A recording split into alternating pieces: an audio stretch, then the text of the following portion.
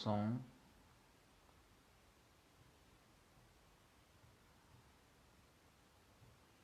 Testando o som. Fernando, o som tá ok?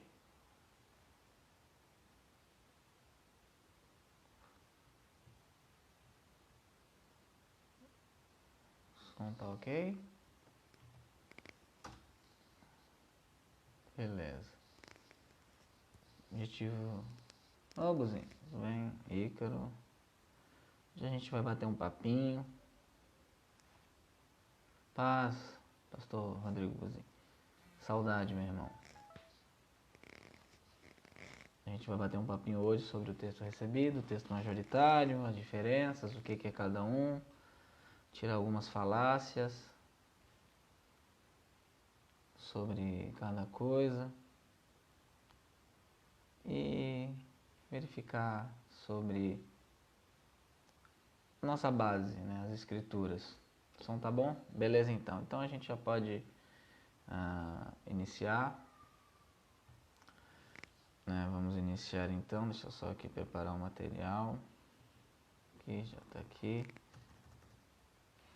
Primeiro, boa noite a todos, muito obrigado por estar acompanhando. O nosso grupo da CEP está crescendo, a gente está aumentando.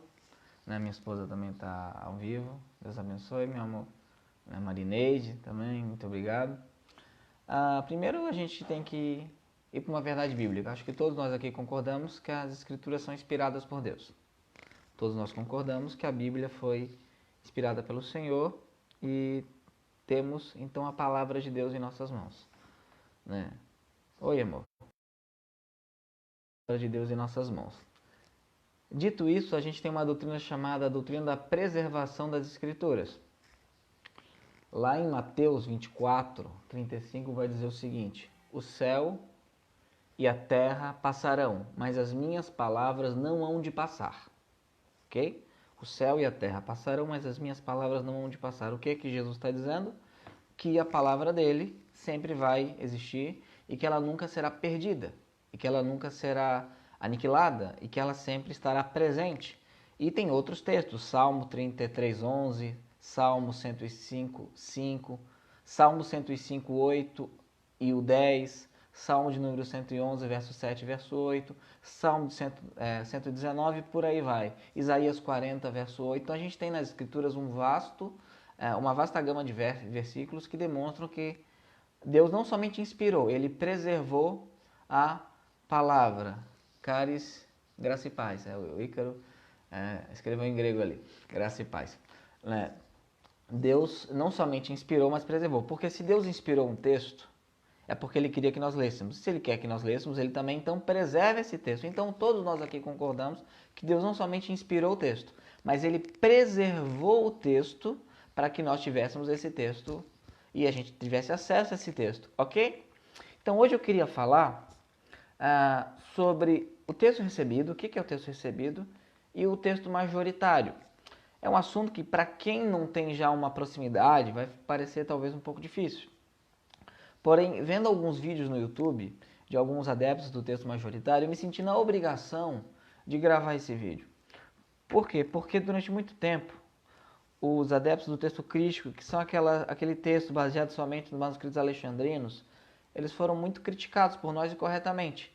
E os adeptos do texto majoritário e o texto receptus, basicamente trabalhavam junto contra o texto crítico, porque entendíamos que o texto crítico era um texto ruim, Porém, de um tempo para cá, os adeptos do texto majoritário, e eu vou falar já o que é o texto majoritário, eles começaram a atacar o texto recebido, a atacar as traduções do texto recebido, lembrando que eles cresceram seus canais, cresceram sua visibilidade com adeptos do texto recebido. Então eu não acho justo que a gente não nos defenda. Então eu queria falar sobre isso. Então, primeiro, o que é texto crítico? Para quem não tem o tato com a coisa. O texto crítico é um texto elaborado e impresso em 1881 por Edcourt e Hort, baseado nos dois mais antigos códices, que são o Sinaítico e o Vaticano. A gente já falou muito sobre esse texto, como esse texto é ruim. Tem uma live que a gente já fez, eu fiz com o Ícaro, é só acessar essa live, é um texto ruim, né? E tem o texto majoritário, que é um texto que foi impresso em 1982, né, por Zane Rodrigues e Arthur Farstad. E esse texto é baseado apenas na maioria dos manuscritos. E tem o texto recebido, que é o texto que nós acreditamos, né? E eu vou falar também depois sobre ele. E os adeptos do texto recebido, do texto crístico, do texto majoritário, desculpa, eles têm ultimamente atacado a gente. Então, esses são os 3 tipos de texto. Até um tempo atrás, nós caminhávamos juntos com adeptos do texto majoritário. Porém, algumas coisas começaram a ficar estranhas. Eles começaram a atacar a gente, parecendo que todo mundo que é adepto do texto recebido é anti-intelectual, que não estuda, que se apega a uma tradição cega. E não é verdade. Isso não é verdade, né? Eu estava vendo alguns vídeos no YouTube sobre desses adeptos do texto majoritário que cresceram seus canais com os adeptos do texto recebido, né? E deram alguns argumentos assim. Primeiro argumento: para você falar de crítica textual, você tem que saber o grego. É uma falácia. E olha que todos sabem que eu gosto da língua grega. Eu sou um defensor que, pelo menos, os pastores tenham pelo menos a capacidade de verificar no original, mesmo com auxílio de dicionários, poder pelo menos saber ler o texto, que é diferente de saber traduzir, né? Porque eu acho a maioria das pessoas sabe até ler, mas não sabem traduzir diretamente, porque é muito difícil, né? Mas o que eles falam? Você saber de crítica textual, você tem que saber o grego. Não, não tem. Para você ser um crítico textual, você tem que saber as línguas originais, ok? Mas para você falar de e ter uma opinião sobre, não precisa saber o grego. Por quê? Porque são 3 tipos de texto e os 3 tipos de texto que eles acreditam e as bases históricas deles. E você tem a liberdade de avaliar essas teorias, essas bases históricas e verificar o que você acha mais coerente. Você não precisa pegar o manuscrito grego para ler, para falar ou pensar ou se posicionar sobre crítica textual. É o seguinte, é um monopólio, né? Porque é assim, né? Você tem que saber grego para saber crítica textual. Eu tenho um curso de grego, então se inscreva. É assim que eles estão fazendo. Não é assim. Eu não estou dizendo que não é bom saber línguas originais. É muito bom. Só que você não precisa ser um expert ou mesmo saber grego para se posicionar sobre. Para ser um crítico textual, sim. Mas esse pessoal do YouTube, inclusive eu, nós não somos críticos textuais. Por quê? Porque nós não cortejamos manuscritos. Mesmo que você saiba grego, saber a língua são, não no cortejamento de manuscrito, porque você não tem acesso a eles. Você não vai nos locais. Então, esse tipo de argumento usado por alguns é para dar aquela intimidada no povo leigo, para esse povo leigo comprar o seu curso e então acreditar no que eles querem, né? Quando na verdade não, você vai ouvir os argumentos dos 3 correntes e você então vai decidir qual que é mais coerente, qual que você entender, né? Um outro argumento que foi utilizado pelos defensores do texto majoritário é um argumento que nós usamos muito, né? Que a gente se apega muito à tradição da igreja para defender o texto recebido. E eles falam, não, mas não é só a escritura? Se você então apega à tradição da igreja, porque a gente diz o seguinte, Lutero usou o texto recebido, Calvino usou o texto recebido, a Reforma usou o texto recebido, é o texto da Reforma, né? E a gente usa esse argumento não como único argumento, que é uma falácia, a gente não usa só esse, né? Então se você se argumenta isso, você está usando a tradição. Aí a sola escritura acabou. A pessoa que disse isso crê numa profetisa que ela acha que tem texto inspirado. Então não me surpreende essa pessoa não saber o que significa sola escritura. Sola escritura não é uma doutrina que vilipendia a tradição. Não, ela não coloca a tradição acima da escritura. Porém, ela entende que até para a correta interpretação é importante a tradição da igreja. Os reformadores não desprezaram a tradição da igreja, pelo contrário, eles foram buscar em muitas coisas a tradição da igreja. Muitas coisas erraram buscando a tradição da igreja. Só que a sola escritura significa que a Bíblia é a nossa regra de fé e prática. Não significa que a gente não vai usar para auxílio de interpretação ou para verificar se a gente está inventando uma doutrina a história da igreja, ok? Então, o outro argumento utilizado por eles, do texto majoritariano, é que a gente não pode usar a tradição da igreja se é sola escritura. Claro que pode, é óbvio que pode usar a tradição da igreja se é sola escritura. É óbvio que pode, você não vai ser refém dela. Você sempre vai olhar pelas escrituras. E o que a gente viu aqui pelas escrituras até agora? Que o céu e a terra passarão, mas as minhas palavras não vão te passar, né? O Deuteronômio 4:2 diz o seguinte, não acrescentareis a palavra que vos mando, nem diminuireis dela, para que guardeis os mandamentos do Senhor vosso Deus, que eu vos mando. né? E Deuteronômio 12, 32 diz o seguinte: tudo o que eu ordeno observarás para fazer, nada lhe acrescentarás nem diminuirás. Então, se Deus fala essas coisas, né, significa que ele entende e pretende guardar toda a palavra dele, correto? Perfeito. E agora eu quero falar então do texto majoritário, para depois defender o texto receptus. O que é o alegado texto majoritário? Né? O texto majoritário, ele foi publicado em 1982. 1982. É o Novo Testamento grego de acordo com o texto da maioria dos manuscritos. Né? Por Rodgers e Farstad.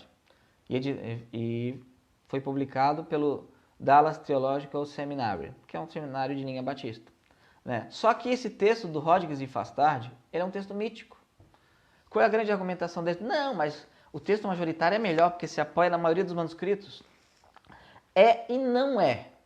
Ok? Por quê? Porque embora o texto afirme ser um texto majoritário, isso é um mito, pela simples razão que os manuscritos gregos existentes nunca foram reunidos e examinados de tal maneira que pudesse extrair dali um texto majoritário. Nunca foram.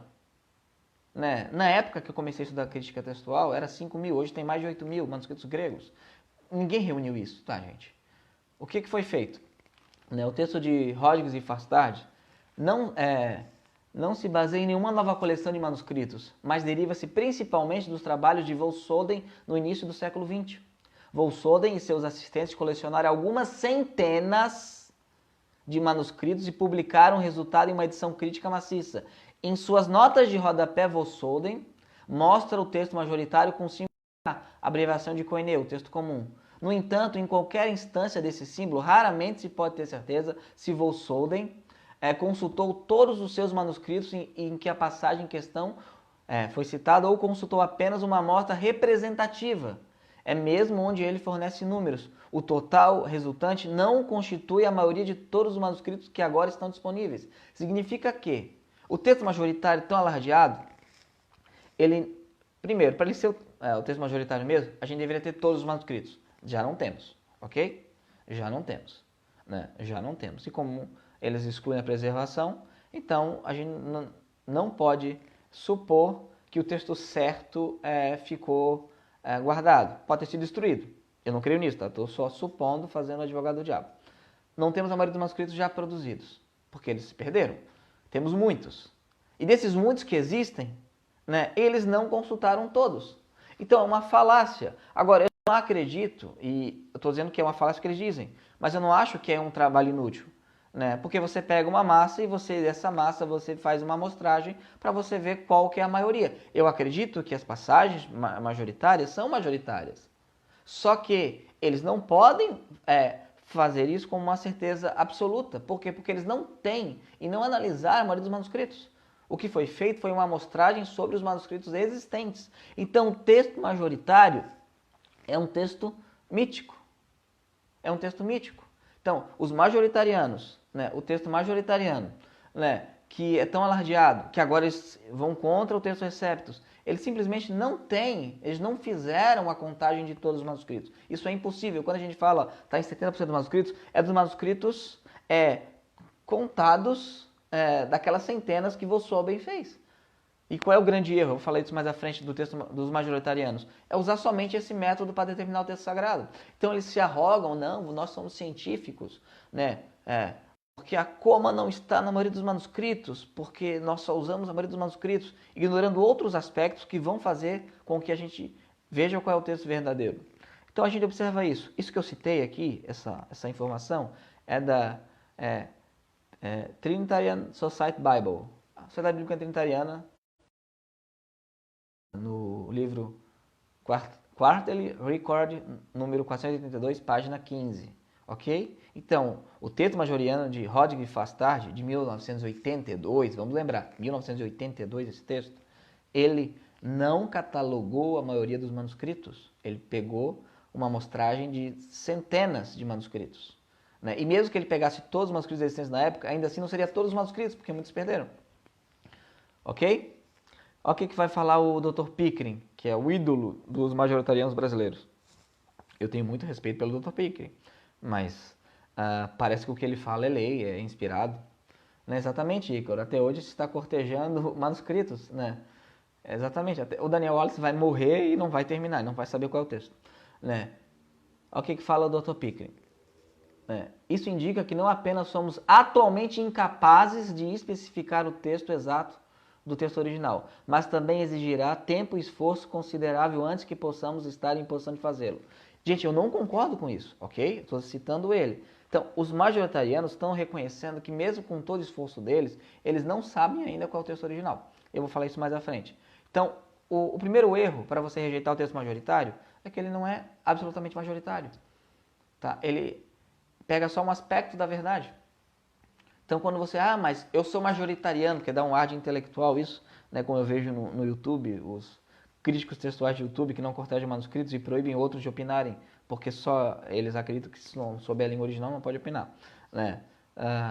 Embora eu arranhe o meu grego, os irmãos sabem, não sou lá essas coisas, porém, os irmãos, qualquer crente, ele vai ouvir as teorias de texto, teorias textuais, e vai verificar qual ele entende que seja melhor. Não seja refém, é um gnosticismo acadêmico isso, né? E é muito claro, né? E é muito legal isso. Olha, você tem que saber o grego para poder falar sobre isso. Eu tenho um curso de grego. Não, você não precisa saber o grego para você ter certeza se tem ou não a palavra de Deus. E você tem a palavra de Deus, exata, né? Continuamos. Né? Eles, desses 4.500 que na época eles tinham, eles pegaram uma centena. Né? Então a gente não pode mesmo chamar o texto majoritário de texto majoritário. Se eles querem ser exatos, né? Por quê? Porque eles nos proíbem chamar o texto recepto de texto majoritário. O texto receptus concorda com 90 a 95% desses manuscritos selecionados. É um texto majoritário. É um texto majoritário. Se eles podem chamar o texto deles de texto majoritário, nós podemos chamar o texto receptus de texto majoritário. Aliás, o texto receptus era chamado de texto majoritário até eles usurparem o nome em 1982. Continuando. Rodrigues e Fastard é um texto insuficiente. Insuficiente. E eu hesitei muito em atacar o texto crítico, o texto majoritário, porque sempre o tive como aliados, mas não dá, né? Por que é um texto insuficiente? Olha o que fala no prefácio do Novo Testamento grego de acordo com o texto majoritário, editado por Zane Rodrigues, publicado pela Thomas Nelson. Olha o que fala no prefácio. A presente edição, o texto majoritário deles, não cita o testemunho das versões antigas, pais da igreja também não são considerados. Isso não ocorre porque não tem valor para críticas textuais. Quem disse eles? Né? Em vez disso, deve ser o objetos específicos dessa edição, nos quais o objeto principal tem sido a apresentação do texto majoritário, que não existe. Né? Conforme aparece na tradição secular dos manuscritos. O que ele está dizendo? Eu só estou considerando o manuscrito grego. Não me interessa os pais da igreja, não me interessa as versões antigas, não me interessa lecionário. É um texto insuficiente. Insuficiente. Em 1896, o Dean Burgon, no seu texto tradicional dos Evangelhos, ele delineou os princípios da crítica textual. Né? Os manuscritos, né? As lições da igreja ou lecionários, os lecionários, os livros de discipulado da igreja, as versões antigas e as... Nada disso deve ser omitido nesse processo. Então, como é que você consegue verificar um texto, uma passagem, se ela é confiável? Você vai observar não somente os manuscritos, a quantidade de manuscritos. Você vai observar as cópias dos manuscritos, a quantidade de manuscritos, né? As lições da igreja ou lecionários, os livros de discipulado da igreja na história. Você vai observar as versões antigas, né? E você vai observar a citação da Bíblia dos pais da igreja. E aqui, exatamente, criaram uma regra de exclusão de lecionários. E aqui algo interessante. Mas os pais tinham muitas heresias. Mas eu não estou falando da interpretação dos pais, mas a citação dos pais. Os pais citando o texto, não digo da interpretação deles. A interpretação dos pais nesse ponto não é importante. Isso vai para uma exegese, isso vai para uma hermenêutica. Estou falando para a verificação de uma passagem. Então, as cópias, né? As lições ou lecionários, as versões antigas, entra aí a Vulgata Latina, a Antiga Latina, a Peshitta, de verdade, não da BV Books, entra aí a Bíblia do Valo e por aí vai. Né? E citação dos pais da igreja. Né? Para versões antigas, o Hodges, na edição texto majoritário, deixou para trás todas as traduções iniciais do idioma grego, isto é, todas as primeiras traduções do grego, o cara não verificou, né? Feitas em tempos primitivos e posteriores. 4, 5 séculos de tradução ele não considerou. E para os pais da igreja, o texto majoritário, dito majoritário, né, deixou para trás, olha só, irmãos, como é importante os pais da igreja para determinar um texto bíblico, né, também. O que o texto majoritário deixa para trás? 89.489 citações do Novo Testamento. Vou repetir. O Dan Buron catalogou, Dan Buron era um defensor do texto recebido, ele catalogou 89.489 citações do Novo Testamento. Estão catalogadas em 16 volumes e estão hoje no Museu Britânico.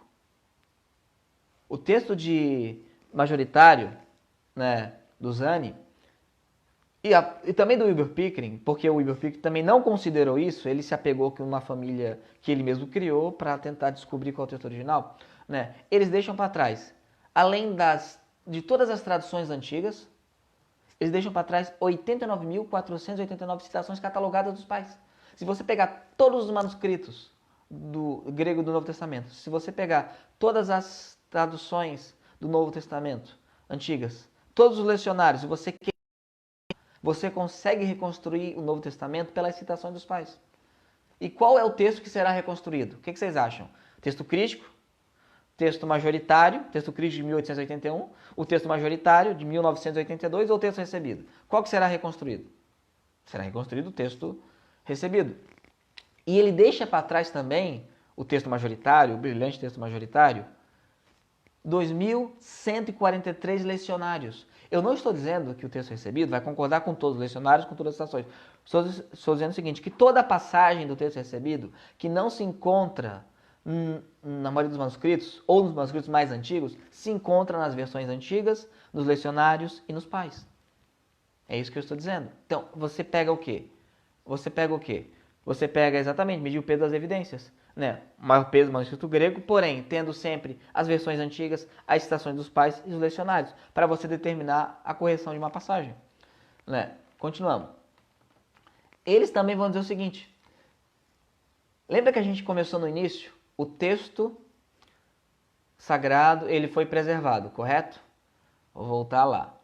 Não acrescentareis a palavra que vos mando, nem diminuireis dela, para que guardeis os mandamentos do Senhor vosso Deus, que eu vos mando. Deuteronômio 4:2. E agora Deuteronômio 12:32. Tudo o que eu te ordeno, observarás para fazer, nada lhe acrescentarás nem diminuirá. Deus entende, pelo menos nesse texto, que a palavra dele, quando fosse completado o cânon, fechou, acabou, a gente tem, é definitiva, correto? Pentecostais, cessacionistas, carismáticos, arminianos, calvinistas, aspersionistas, imersionistas, episcopais, congregacionais, presbiterianos, todos concordam com isso, ok? Temos um cânon, o cânon está fechado, a palavra de Deus não muda, correto? O céu e a terra passarão e as minhas palavras não hão de passar. Mas olha só como é um texto insuficiente, porque é um texto provisório, o texto majoritário. Ele cai no mesmo erro do texto crítico, né? O que o próprio editor, o Hodges e o Fastard vão dizer. Os editores não imaginam que um texto dessa edição presente, em todos os aspectos, seja a forma exata dos originais. Por mais desejável que seja esse texto, é necessário muito mais trabalho antes de ser produzido. Portanto, deve-se ter em mente que o presente trabalho, o Novo Testamento grego, de acordo com o texto majoritário, é preliminar e provisório. Parabéns, majoritarianos. Vocês estão reconhecendo que vocês não sabem qual é o Novo Testamento, né? Representa primeiro um passo na direção de reconhecer o valor e a autoridade da grande massa de documentos gregos sobreviventes. O uso destes documentos nessa edição deve ser submetido a escrutínio e avaliação por estudiosos competentes. Esse escrutínio, se realizado adequadamente, pode resultar em mais processo em direção a um Novo Testamento grego que reflete com mais precisão aos autógrafos inspirados. Isto é, a gente não chegou lá, mas estamos trabalhando para chegar no Novo Testamento grego. Por isso que esses caras levam a surra do Dr. Bart Ehrman. Sempre apanham quando vão debater com eles. Sempre apanham do Dr. Bart Ehrman, que é um agnóstico textual. Né? Por quê? Porque realmente eles admitem que eles não têm o texto do Novo Testamento. E eu quero ler aqui, eu vou ler isso com dor no coração, porque é uma pessoa que eu gosto muito e já faleceu, E é um ótimo livro, porém ele é majoritariano, né? Olha o que ele vai dizer aqui, só um instante, saiu da página aqui, sobre isso.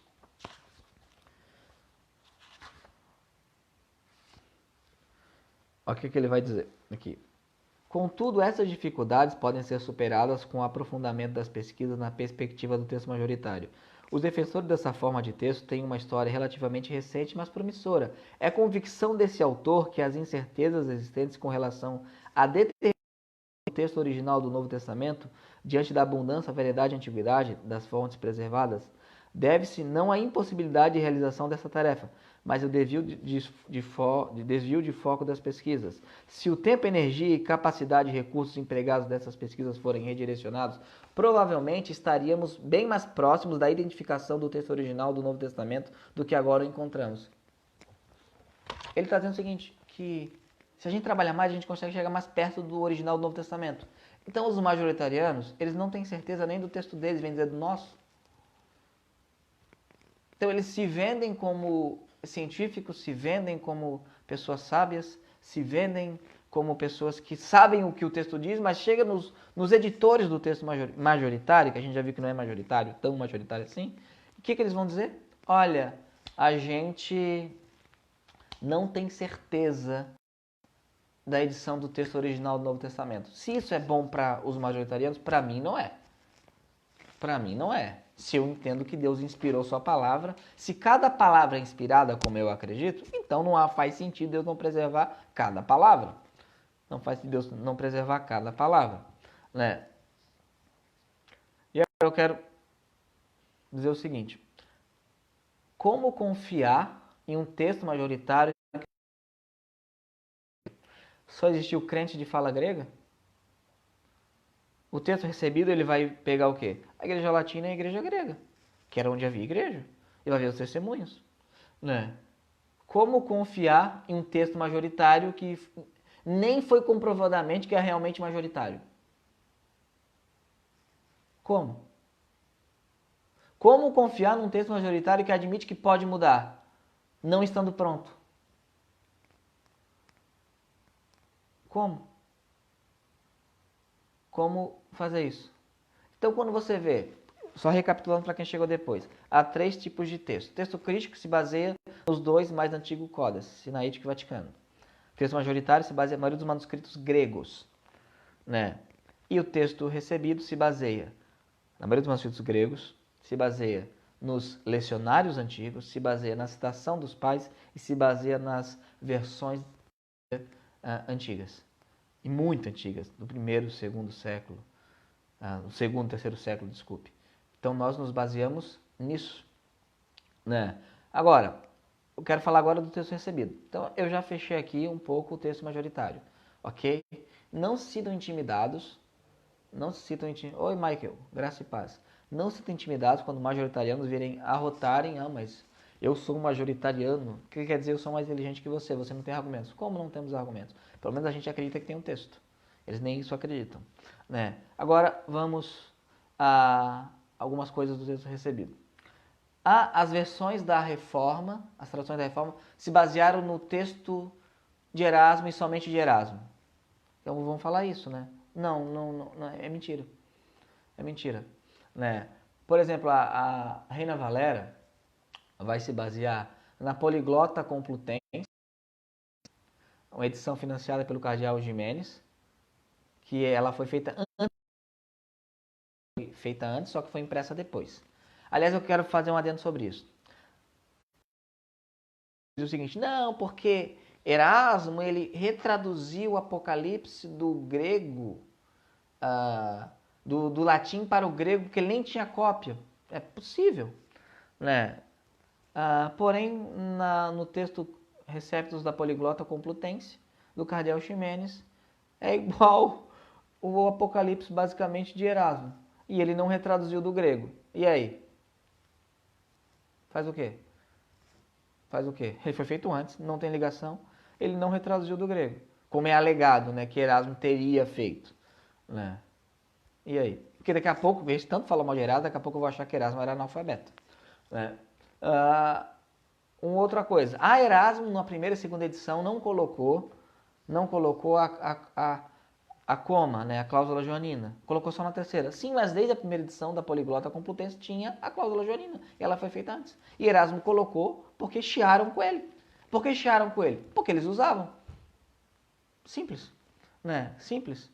Né? Então a Reina Valéria ela utilizou a Poliglota Complutense, utilizou a edição de Erasmo, utilizou o texto de Robert Estienne, né, que usou manuscritos diferentes de Erasmo, deu basicamente o mesmo texto, e utilizou as edições de Teodoro de Beza, que foi utilizado por João Ferreira de Almeida também. Então é mentira que todas as traduções se baseiam numa meia dúzia de manuscritos de Erasmo. É mentira. Se você pegar cada tradutor, e foram mais de 30 editores do TR, dá mais de uma centena de manuscritos que os caras utilizaram. Já é mais do que o texto majoritário. Né? É porque realmente eles utilizaram esse método de lecionários, de traduções antigas, de texto grego, citação dos pais. Obviamente vai dar um texto semelhante e as diferenças são mínimas, uma palavra ali, outra ali. Né? A gente tem uma única grande diferença é 1 João 2,23, a parte B, né? Que Beza tem e acho que Estienne e Stefanos não tem. Stefanos não tem. Mas aí como é que você resolve isso? Você pega as várias edições do TR e você verifica quais tem e quais não tem, se a maioria tiver. Porque todos usaram o mesmo método. Então você está englobando tudo. Né? Então essa é uma mentira que é feita sobre o texto recebido. Que o texto recebido ele baseou só meia dúzia de manuscritos de Erasmo. Não. São mais de 30 edições do texto recebido. Mais de 30 edições. De editores diferentes. E é mentira que eles pegaram Erasmo e fizeram Ctrl-C, Ctrl-V. É mentira. Isso é basicamente mentira, eles não fizeram isso. Eles consultaram variantes e deu o texto recebido que nós temos. Porque o método vai dar sempre esse texto, que é o texto preservado por Deus. Né? Agora, o texto recebido ele não somente concorda com 95% dos manuscritos gregos catalogados que formam o texto majoritário. Olha que eles não falam. Aquele texto majoritário que foi catalogado, que não é todos os manuscritos, mas é uma centena, o texto recebido concorda com 95%. Mas não somente com eles, concorda com lecionários, concorda com versões antigas, com os pais da igreja, tanto grega como latina. Ok? Agora, qual é o erro dos adeptos do TC, do texto crítico? Que ele só vem a antiguidade do manuscrito. E tem um texto que só foi compilado e impresso em 1881. Os adeptos do texto majoritário só vem a maioria dos manuscritos, não a antiguidade, vem a maioria. Um texto compilado só em 1982. O Flamengo já era campeão mundial em 81. Né? O Santos já era bimundial. O Pelé já tinha se aposentado. Deus então deu o seu texto só em 1982? Exatamente, Chico. Exatamente. Pois erram isso. E o que a gente faz, os adeptos do TR? Nós honramos a história da igreja. Com os textos gregos, as versões antigas, os pais e os lecionários. E agora vamos analisar uma situação hipotética. Né? Você está numa caverna. Você está lá numa caverna e você acha 2 códices do século II. Você é um defensor do texto crítico. Só um adendo. Eu ouvi também um youtuber falar, não, mas o texto Receptus é um texto crítico. Por quê? Porque foi feita análise crítica. Sim, mas quando a gente fala texto crítico, está falando do texto do Westcott Hort. E ele sabe disso. Isso é desonestidade. Né? Você está numa caverna. Você é um adepto do texto crítico. Aí você acha 2 códices, ou um códice muito antigo do século II, que diz o seguinte, no princípio era o verbo, e o verbo estava com Deus, e de maneira alguma o verbo era Deus. E aí? Você vai dizer, Jesus não é Deus, porque eu achei um manuscrito muito antigo, e como o texto sempre está mudando, então eu vou ter que botar agora na Bíblia que Jesus de maneira alguma era Deus. Você vai pensar, não, isso é uma seita gnóstica que botou isso daí. Agora, outra situação hipotética, você é um majoritariano, você só se importa com a maioria dos manuscritos gregos. Aí você está numa viagem, você acha na região 20 mil manuscritos de João capítulo 1. E 19 mil, já é a maioria de todos que nós temos 5 a 8 mil. 19 mil vão dizer o seguinte, no princípio era o verbo, e o verbo estava com Deus, e de maneira alguma o verbo era Deus. Se você é majoritariano, você vai ter que ser agora alguém coerente, vai dizer o seguinte, Jesus não é Deus. Esse é o problema de ter um texto mutante. Texto é texto crítico ou texto majoritário, que não é roubar o nome da gente, né? É o texto mutante. Se você é texto crítico, se é antigo, está dizendo que Jesus não é Deus, então Jesus não é Deus.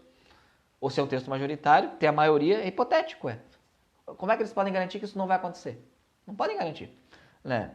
Então, como é que aconteceria se você fosse um defensor do TR? Olha, entrei na caverna, lá tem 1 quinzilhão de manuscritos dizendo que Jesus Cristo de maneira alguma pode ser Deus. Aí tu vai pensar, não, mas peraí, os pais não falaram isso. As versões antigas não falaram isso. As versões gregas que chegaram até nós nesse tempo não falaram isso. Os lecionários não falaram isso. Essa seita tinha uma máquina de xerox impressionante, só isso. Você não vai nem se importar. É uma seita numerosa que tinha números manuscritos errôneos. Você não vai se basear somente na maioria dos manuscritos. Entendem a diferença, irmãos? Entendem a diferença? Alguma pergunta sobre isso?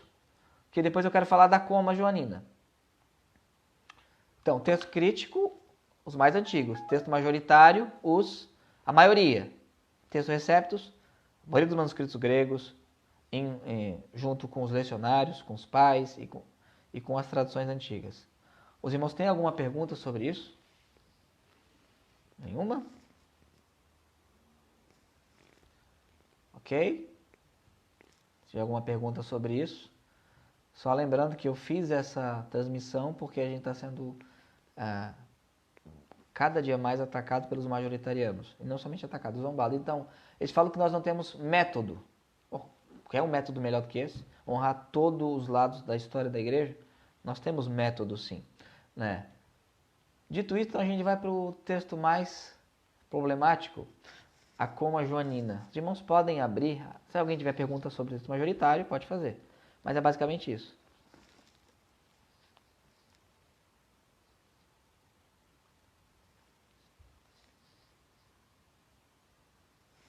Apocalipse 22:14, as vestes, né? Eu não sei se está no livro dos manuscritos, eu sei que está nos pais, eu sei que está no texto receptus. Eu vou verificar aqui se está na maioria dos manuscritos, só um instante. Deixa eu abrir aqui, vou verificar se está na maioria dos manuscritos. Mas lembrando qual é o nosso processo, maioria dos manuscritos, lecionários, pais, traduções antigas.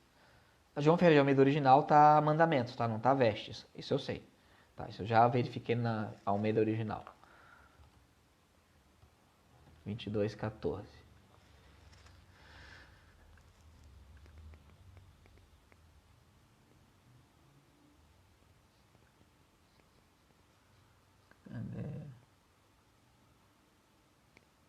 Eu não estou com o texto majoritário aqui, porém o TR tem, Tyndale tem, King James Antiga tem. Ele está em 12 cursivos, né? Está no manuscrito do ano 220. Os guardas dos mandamentos, como está na CF. Né? Tá até no Vaticanos, inclusive o texto Vaticanos está. Né? Tertuliano cita em 220 e está em 8 versões antigas, entre a antiga latina do ano 157, a síriaca e a copta. Ok? Então ele está ali porque ele tem o atestado da história da igreja. Apocalipse 22:14.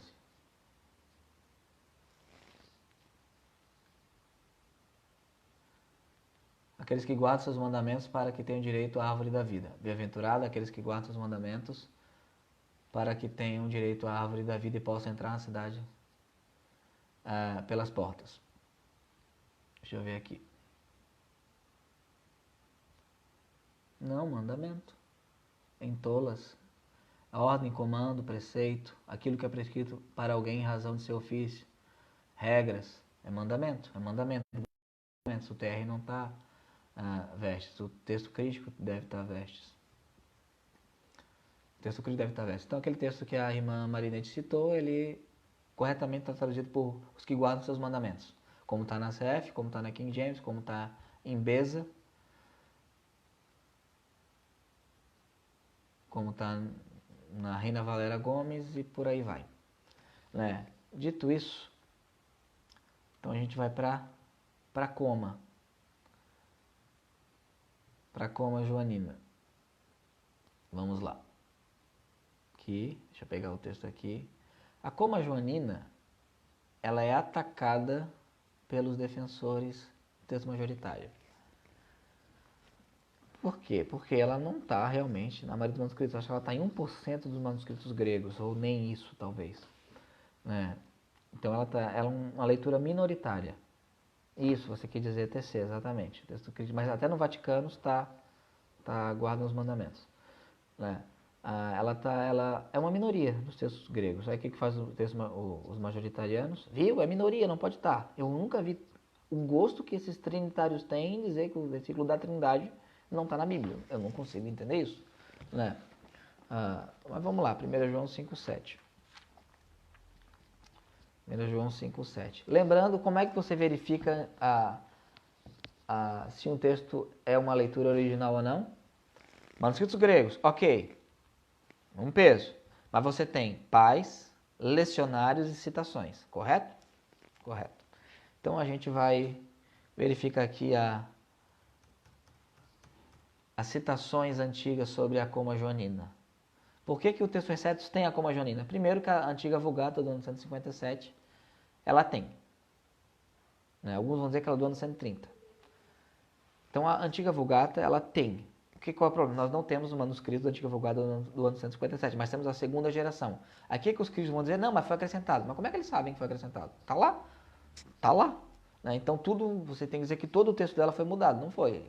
É uma implicância, ok? Antiga Vulgata, a velha latina, chamada de antiga Vulgata, a Bíblia comum, né, latina, tem no ano 130 ou ano 157. A gente não sabe, mas é por aí. Entre essas duas datas, ela foi feita. Então, é uma leitura muito antiga, ela foi traduzida de algum lugar. Ok? Vou ler aqui o texto. Né?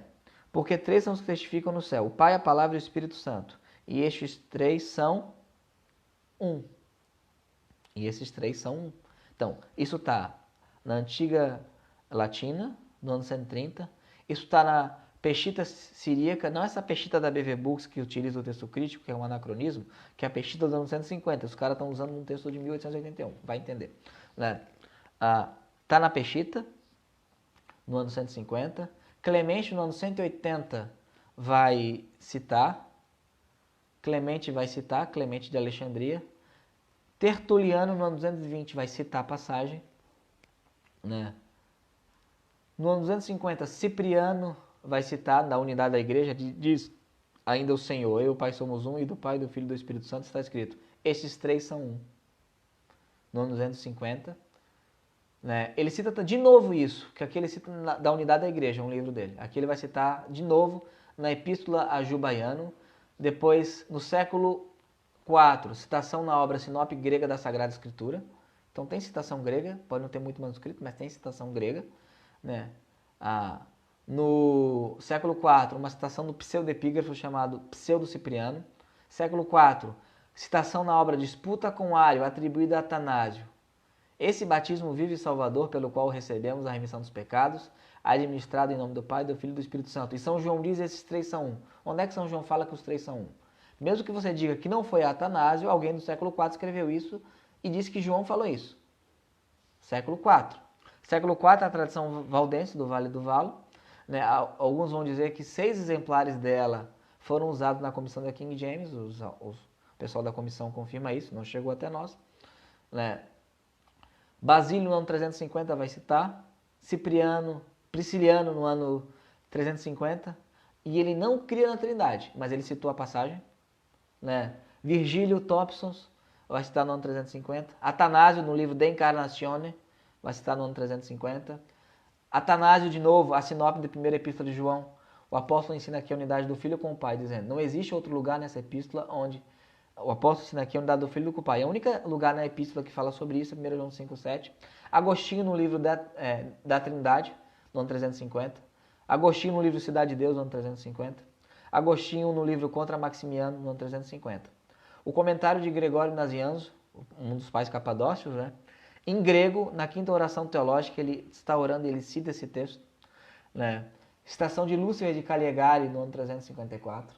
Citação de Peobádios contra arianos. Então é uma carta contra os arianos, ele cita o texto.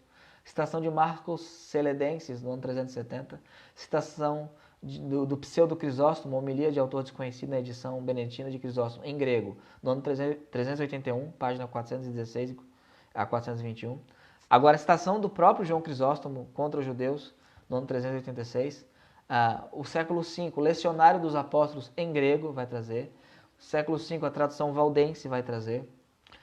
No ano 415, citação do Concílio de Cartago, assinada por 350 bispos, né? Que eles condenaram o arianismo aqui, citando essa passagem. Ok? Citação de São Jerônimo, no ano 420. Citação na coleção Speculum, manuscrito M da Velha Latina, 427 d.C. Aí tem 428, o Teodoro de Montpisuestia, né, num tratado sobre a Trindade, em grego. Aí temos a citação de Cassiano, 435, 444, Cirilo de Alexandria, e eu tenho aqui uma lista de 105 citações, se você contar os manuscritos, dá mais de 200 referências à Coma Joanina, né? Há mais de 300 referências à Coma Joanina, é coisa pra caramba, gente, mais de 200 referências à Coma Joanina. Então, você tem a Velha Latina sempre citando ela, você tem a tradução eslava no ano 860, a tradução armênia no ano 887, né? Você tem aqui o Lecionário Ordos Romanos no ano 730 e por aí vai. Então a Coma Joanina ela é muito bem atestada pela história. Não, como eu digo, se você olhar só para o manuscrito grego, você está sendo capenga. Você tem que olhar para tudo, né? Então, resumindo aqui, o texto majoritário não é tão majoritário assim. É um texto que não está nem pronto de acordo com seus autores. Se você acredita que a sua Bíblia não está pronta, aí é um problema que você tem, não o meu. Nós temos uma Bíblia pronta, uma Bíblia preservada, atestada pela história da igreja e impressa no século XVI. O texto Receptus, ele não surge no século XVI, ele é impresso. Ele estava em uso das igrejas. Tanto o texto crítico quanto o texto da família 35 do Dr. Rubio Pickering, como o texto majoritário, as igrejas não usavam. Deus não deixou que seu texto fosse redescoberto pelo gênio do homem. As igrejas sempre usaram o texto bíblico. Amém, irmãos? Alguma pergunta?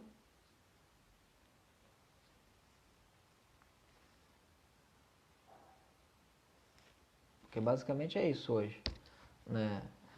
Desmontei alguns argumentos de algumas pessoas, mostrei a historicidade do texto recebido e mostrei que o texto majoritário não é tão bom assim como eles falam. O texto nem está pronto ainda. Hoje o foco não foi o texto crítico, foi o texto majoritário. Amém? Então, que eu de vocês, nossa querida e boa ACF, né, que utiliza do texto recebido, né, língua espanhola Reina Valera, língua inglesa King James, e por aí vai. Todas se utilizaram. A Diodati na Itália, texto recebido, todas. O texto não ficou escondido numa lata do lixo ou na mente dos eruditos. Que Deus possa abençoar vocês, que vocês possam dormir em paz e que possam confiar plenamente no texto que nós temos, que já está pronto. Deus abençoe vocês.